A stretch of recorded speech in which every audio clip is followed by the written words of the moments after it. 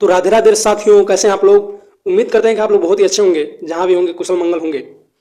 ये एक्सरसाइज 3.2 है, मैथमेटिक्स आदि। क्वेश्चन नंबर 2 है। इसमें कई प्रश्न हैं, 4 प्रश्न दिए हैं। तो क्या कहा है, क्या पूछा है, निम्नलिखित को परिकलित कीजिए, यानी कि जोड़ना है। तो इसके पहले वाले प्रश्न को जैसे हमने जोड़ के बताया था, सेम टू सेम वैसे ही जोड़ना है। पहले पंक्ति को पहले पंक्ति में, फिर दूसरे पंक्ति को दूसरे पंक्ति में, ऐसे ही जोड़ना रहता है। तो चलिए जोड़ते हैं। अब देखिए यहाँ पे ए है और यहाँ पे है, तो क्या हो जाएगा 2a। फिर यहाँ पे बी है और यहाँ पे बी है, तो बी प्लस बी करेंगे, क्या हो जाएगा 2b। और यहाँ पे माइनस बी और प्लस बी तो कैंसिल हो जाएगा, तो क्या बचेगा 0। और यहाँ पे प्लस ए और ए प्लस ए, क्या हो जाएगा 2a। तो इस तरह से पहले प्रश्न का जवाब दे दिए हम लोग। अब दूसरा प्रश्न क्या है देखते हैं। ए स्क्वायर प्लस बी स्क्वायर और प्लस 2ab। आप लोग को पता होगा ये बीजीय व्यंजक का सूत्र है। ए कक्षा 10 में हम लोग पढ़े हैं, कक्षा 9 में पढ़े हैं। प्लस बी का होल स्क्वायर क्या होता है, A square plus B square plus 2ab। तो ए प्लस बी का होल स्क्वायर हो जाएगा। और यह B square plus C square plus 2bc, यानी कि बी प्लस सी का होल स्क्वायर। अब तीसरा है A square plus C square और माइनस का 2ac, मतलब ए माइनस सी का होल स्क्वायर।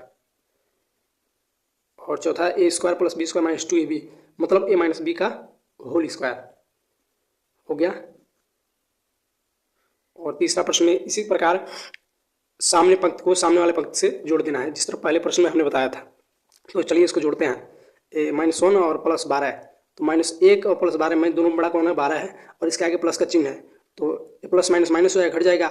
और इसके आगे प्लस का चिन्ह बड़ा है, तो क्या हो जाएगा 11, प्लस का 11 और 7 4 11 और -6 प्लस 6 तो कैंसिल हो जाएगा, बचेगा 0। और ये 8 और 8 16 हो जाएगा। और 5 में 0 जोड़ेंगे 5 हो जाएगा। और 16 में 5 जोड़ेंगे तो 21 हो जाएगा। और 2 में 3 जोड़ेंगे तो 5। फिर 8 में 2 जोड़ दीजिए तो क्या हो जाएगा 10। और 5 में 4 जोड़ देंगे तो क्या हो जाएगा 9। इस तरह से हमने 3 प्रश्न का जवाब दे दिया। चौथा प्रश्न देखते हैं क्या पूछ रहा है। देखिए एक cos स्क्वायर एक्स, अब मतलब जिस तरह से इसके पहले वाले 3 प्रश्नों का हमने जवाब दिया, सेम टू सेम वैसे ही जवाब देना है, वैसे ही आंसर इसका भी देना है। तो इसमें सामने वाले पक्ष को सामने वाले पक्ष में जोड़ देना है, परिकलित करना है, मतलब जोड़ देना है। जुड़िए, तो जोड़े यहाँ पे क्या हुआ, cos स्क्वायर एक्स में साइन स्क्वायर एक्स जोड़े, cos square x plus sine square x. इस प्रकार तीनों को हमने जोड़ा है।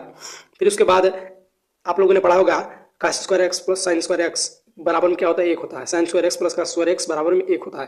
तो क्या आपको कुछ दिख रहा है, इस चारों में वही दिख रहा है, sine square x plus cos square x plus sine square x, मतलब इन चारों का मान 1 1 1 होगा। तो लिख देंगे 1 1 और 1 और 1।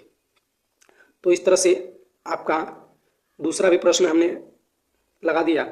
और उम्मीद करते हैं कि बहुत लाजवाब समझ में आया होगा, क्योंकि हम इसको ट्रिक बाय ट्रिक आसान तरीके से कम मिनट में कम समय में बताने का प्रयास करते हैं। धन्यवाद।